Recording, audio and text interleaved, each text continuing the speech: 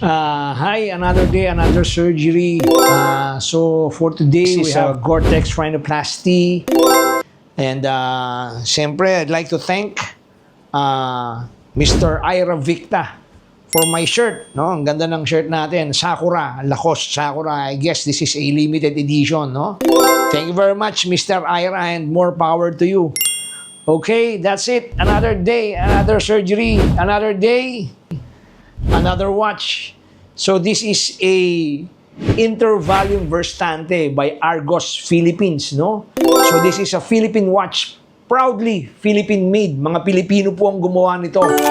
This model is in collaboration with another Filipino company which is De Guzman and Company, also a watchmaker, no?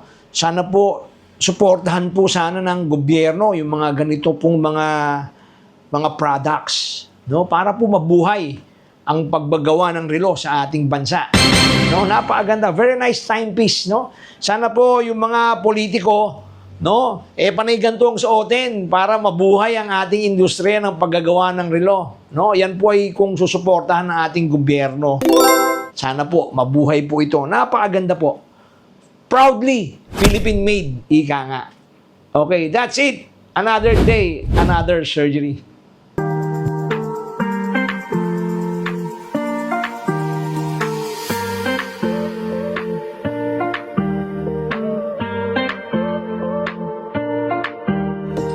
Hi, I'm done with Gore-Tex Rhinoplasty for a male patient. So I did overhang correction or the alar lift. So you can see here, the alar lift. There is already columellar show.